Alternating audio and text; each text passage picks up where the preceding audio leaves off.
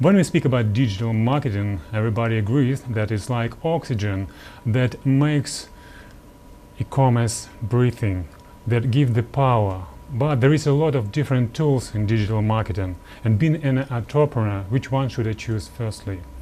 Let's dive into this question. We have in studio a very special guest. Let me introduce him to you. In studio we have a marketing entrepreneur who previously worked as CMO at lastminute.com, Spottingbet and eBookers in Europe, then moved to Russia in 2008 and led local market leaders Ozon, Gloria Jeans, La Moda, Kupivip, Inter and mythings.com. Please meet. We have founder and CEO of digital marketing and e-commerce consultancy firm Acrobator.com, Bas Godska. Hello, Bas. Hello. It's nice to pleasure having you in studio. Let's start from the defining what does it mean, digital marketing? Could you define it? I'd say digital marketing is, I like your metaphor about oxygen. Yes, it's a fresh air to e-commerce. I think it's the instrument that once used well drives your acquisition, your conversion and your retention. And it's also that little element that makes your business stand out and be pushed forward. And if you do it right, you actually have pretty much unlimited growth in the online atmosphere or in the ecosphere because it's so well measurable, so well optimizable, and without it your website or your digital business is actually not getting any oxygen.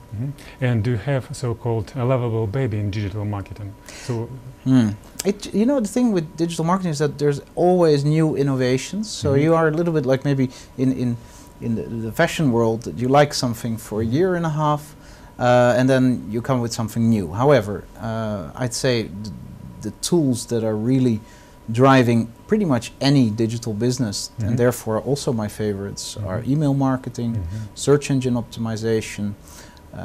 For innovation, I'd say remarketing and prospecting, which is with statistical twin propensity calculations, getting people to your site and convert them that you have not seen before, but that's a bit technical for now. And apart from that, affiliate marketing. And could you say a few words about so-called global trends in digital marketing, meaning e-commerce? I think if you would now overlook mobile, then you are making a big mistake. Okay. This is also an opportunity for entrepreneurs because they can now still be ahead of competition, where everybody has been fine-tuning different paid acquisition channels.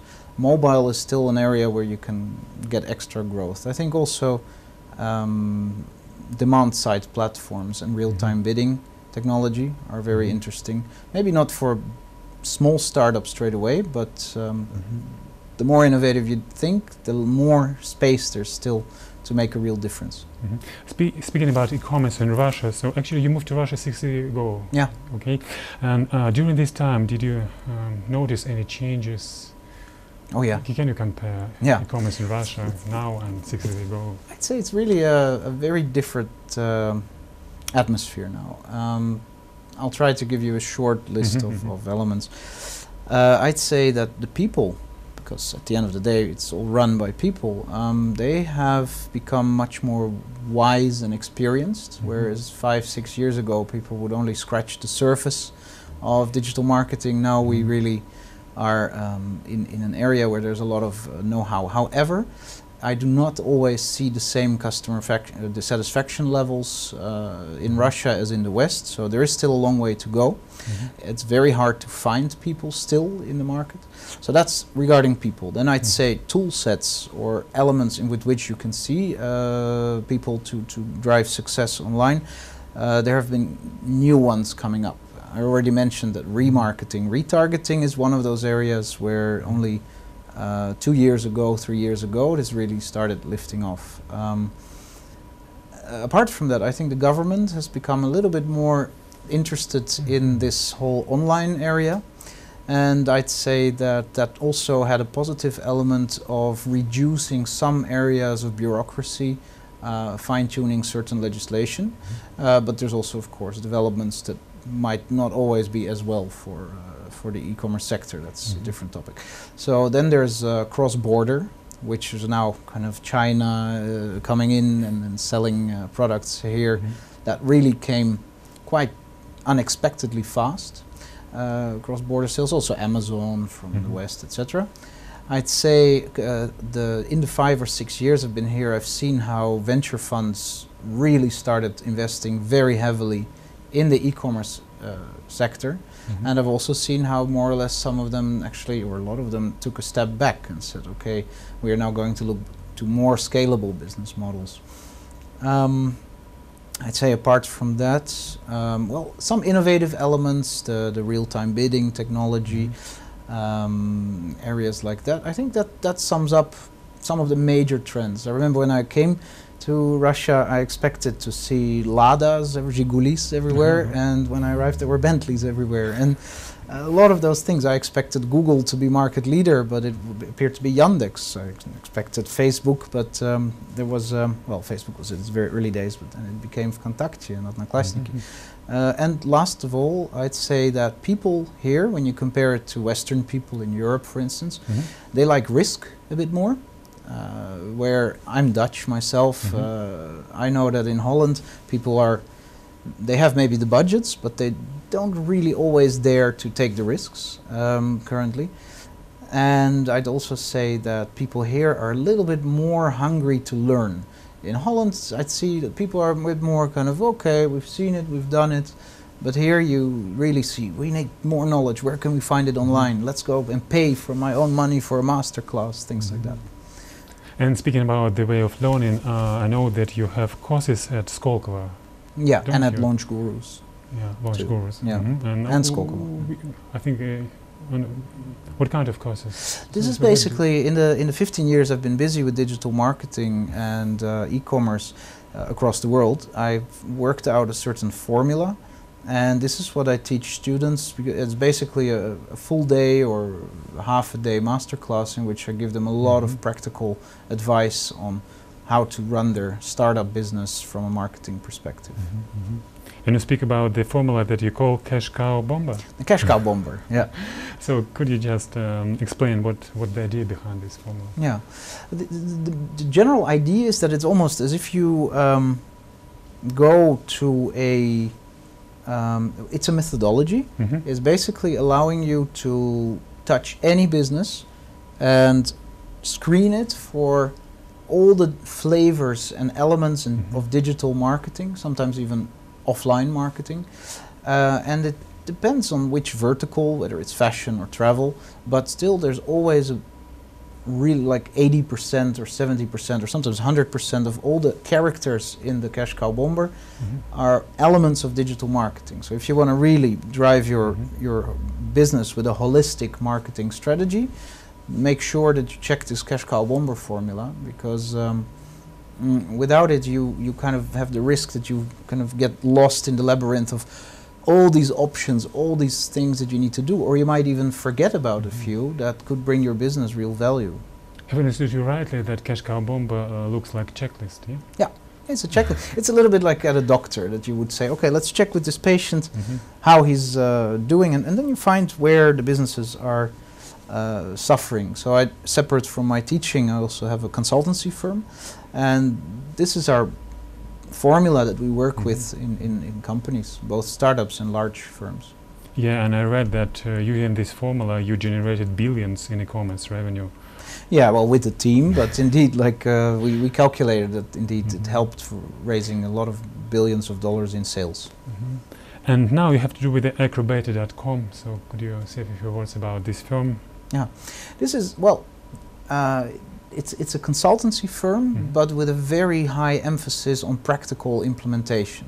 So it basically means it's a reflection of my philosophy, where I don't like to just send the client some sort of nice paper with a lot of theory, etc., and then a company needs to still try to figure out what to do with it. So what I basically do with Acrobator and with a very nice team of people is go into a company, then screen this cash cow bomber formula approach with their existing business. Then out of this comes a long list. It's very often very long, like hundreds and hundreds of quite actionable recommendations, where it's really like a recipe book of saying, okay, in context advertising we have those 25 points of recommendation, and basically you can really take them as a checklist and say, okay, execute this, and it actually shows what kind of additional revenue you can get and how hard it would be on a scale to implement it. So it could be very long implementation, and then it has an average additional revenue, or it can be very quickly implemented and have a big financial impact. So we then sort it on those criteria, and then you get pretty much like the beluga, the sevruga, the osietra, and then you as a business say, okay, we only have this much in resources, let's just focus on the beluga, the top 25 of the top 500 recommendations, and move with those quite quickly. Okay, great. It sounds like to be a nice filter. Yeah, I'm passionate about it. Okay, great. And I noticed that during your career you are the entrepreneur, investor, consultant, and whom do you like to be the most? Well, my honest answer to that is that I think that there is a little bit of the same universal matter around which those flavors are combined, because an investor is a person who enables a certain idea to grow with his money. A consultant lets the idea grow with his knowledge. An entrepreneur has the idea and needs a bit of everything to really let his idea grow. So I'd say that it's a mix. It's almost a bit strange to divide it into those three elements, although it's perfectly logical. But I invest in businesses where I feel that I would love to actually be the guy that is running that business, but I don't have the time for it. So I can be a very active shareholder that kind of shares his knowledge as a consultant, that gives them money, and be a fellow entrepreneur knowing what the pitfalls and the difficulties are in the enterprise world. Okay, great. Bas, I think that you know that sometimes we experience such moment that is called aha moment, when we have some sort of insight, and if it's not secret, so can you share with us your aha moment? Have you experienced it? I was at some point reading a book by a nice Russian writer, Mr. Gogol, or he's Ukrainian Russian, right? Мертвые души, or the dead souls. And the aha moment was when I thought, wait a second, this was in 2009, I think. Mr. Chichikov, he's selling these dead souls. And then I thought, but the internet. But they were alive according to the paper. Yes. So then I thought, well, in the internet world, and I've had to kind of really learn the hard way to find the right ways of doing digital marketing. But you also have the dead souls, the мертвые души, because the banners that are not being targeted well, that are just being spread across the internet without any segmentation, any retargeting technology, etc., those are empty banners. It's money out of the window. Same thing, you might sit on a beautiful database with email addresses or a loyalty card program that doesn't work with 1 million members. Here you have golden opportunities, so you should actually buy and sell or improve those dead souls, make them either alive or resell them, etc. So I thought that that was a very nice moment in which I thought, wow, that's what digital marketing and entrepreneurship is also about, to really give a soul to a seemingly dead matter, or at least something where you think this is not working. Why am I investing so much cash in display advertising, but it's not giving me back my good ROI? Well, put some life in it, do some retargeting with the banners, make sure you get your frequency caps right, make sure you have your geo-targeting right, all kinds of things like that. But have you understood right that we should avoid Chichikovs in the internet? This is I wouldn't say that you should go to the Saviolovsky market and buy a CD-ROM with another person's database or something. No, I just mean that you should utilize the right databases. I have to agree that with a good cup of tea or a glass of wine we could discuss the actual elements, but I thought it was just funny to see that something that happened 100 or 150 years ago, with finding a shortcut to a certain topic. In a way, Chichikov was an innovator, maybe a naughty innovator, but still, I'd say that here, the one that has the best business concept wins, and it's up to you to decide if the morality is good or not. Okay, great, very nice story. Thank you very much. And to summarize, can you give just some advices to starters, beginners, meaning digital marketing, what to start? Okay, what we could do very quickly is go use this cash cow bomber formula, I'd say the C is for context advertising, which is Yandex Direct, Google AdWords. This is an expensive channel, but it is also a very reliable channel. This is the diesel engine of your business. If you track well and measure well, then your ROI, you could work towards a proper ROI there, and then you're actually printing money, because that one is very much scalable. So search engine optimization? No, this is context advertising, so it's kind of search engine advertising. This is where you pay for the click. The second one of cash cow is the A for affiliate marketing, which is партнерская программа, I think in Russian. And that one is really nice because you can actually ask webmasters to be your business partners and on a no cure, no pay basis bring you results. So this is a good one, although you have to be very careful with the fraud elements. There's some chichikovs among the webmasters.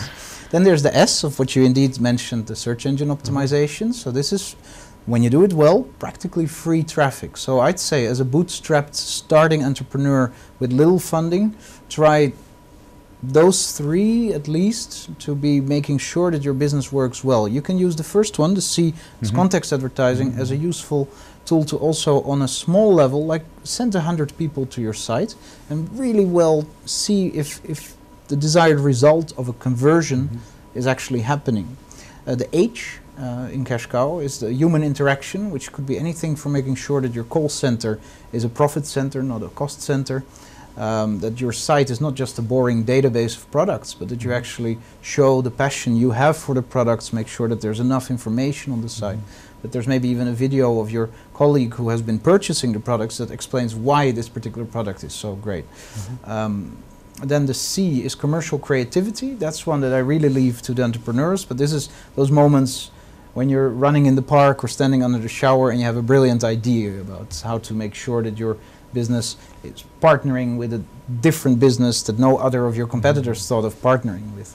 The O is for optimized site usability, which is absolutely very important. Although when you are starting your business and you don't have much traffic, you might not see so much impact of it, but when you really are already spending a lot on your traffic and you want your customers to be happy, make sure that your site works really well with usability. There's a lot of tools for that. But the W is basically analytics, web analytics and normal analytics. Make sure that you benefit from the transparency of the internet, that you can track everything. So that's where you actually can always find the soft or weak spots in your business and make sure that with that you measure it. You see where you are losing money in marketing, you see where customers are canceling a lot of orders, things like that. And so then the bomber goes on, but I'll be a bit quicker, I guess. The B is brand. We can talk a long time about it or short. O is online communities, which is basically social media. Make sure you have that one covered, but don't always expect that that will be your main business driver. I've seen only a few cases in which social media really lifts off as a guaranteed source of sales. People usually overestimate the role of social media. It's a very good branding and engagement tool. It's even an operational supporting tool when somebody's writing you on Facebook or Contact or Twitter. But saying, okay, I now want to have 10,000 clients coming from Vkontakte, it's too hard. But there are a few exceptions, but we don't have time for that now. And then the M is for mobile, of which I already said that this is definitely something to watch at, but you can also look at it as meta search, which is the price comparison sites like Yandex Market or tork.mail.ru. And then when you move on, you go to the B of banners, which is a wide range of watch out with banners. If you are a startup, you're just spending money on those banners, the dead souls, and they are not coming to life and not bringing your business anything, make sure you really get good advice on this, because the payment model for a lot of the large publishers in this market makes it a risky one. But if you get it right, you have an amazing reach and an amazing potential of growing. It's all about optimization. Then we get to the end of the cash cow bomber, which is basically the E of email marketing. I'd put it in my favorite top 5 because this is the one where you will make your free money pretty much after you have let somebody registered. Of course, you need to make sure your newsletters are well done, etc. But I've seen a lot of businesses that have 1/3 to 2/3 of all their sales coming from emails. I worked in a few companies that send 1 billion emails a year, and the costs for it was negligible, but they generated hundreds of millions of dollars of sales. But make sure that on your website it will be very easy and attractive to attract those email addresses, to let people leave it.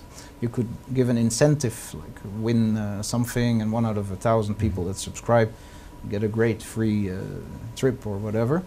And then the R at the end is retargeting. Make sure that all those channels where you basically invested, in e-commerce in Russia, like 1 or 2% only of all the people that come to your site, they actually do what you want them to do. The rest is leaving, or maybe they were bots, or they were dead souls, or they were not finding what they need, maybe the usability was bad.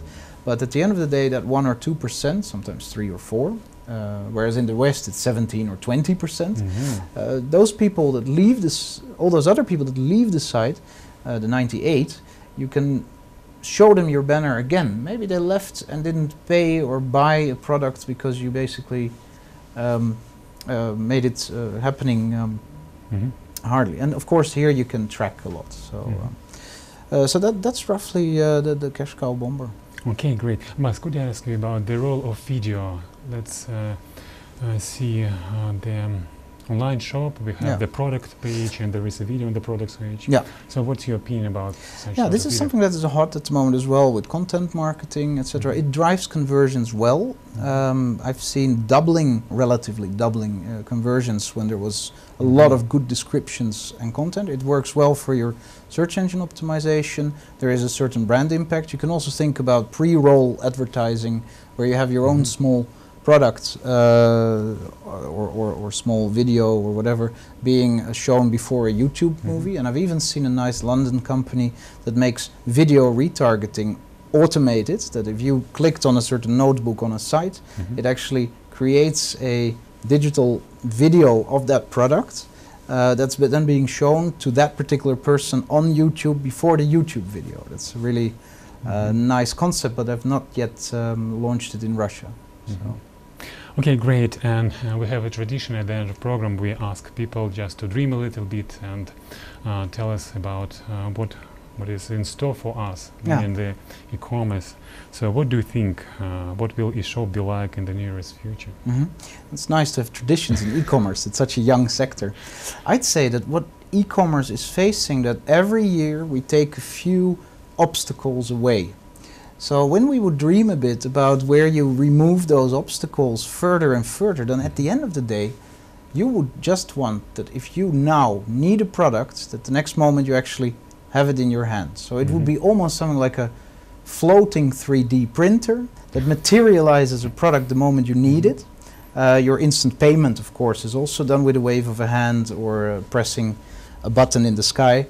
And at that moment you get the product you need. And I also could imagine that for the fact that we are in a resource scarce world, it would be nice that the moment you don't need it, it's extremely easy to dematerialize it. So why would you have 98% of the time that your car is standing somewhere on a very cold Moscow street when you only needed that 2% during the day, or maybe when there's a lot of traffic jams as in Moscow, you needed 5% of your time. So let it dematerialize, or even make it some sort of peer-to-peer way of exchanging the goods, so that 10 people can use a car at the moment where it's necessary. But this is probably 50 years from now that we'll get very close to it, or maybe already in 20, I don't know, things go so fast. Okay, great. Thank you very much for coming to our program. I really appreciate your time. And it's a pleasure me to remind that we have in studio today founder and CEO of digital marketing and e-commerce consultancy firm Acrobator.com, Bas Godska. Have a nice day. See you later.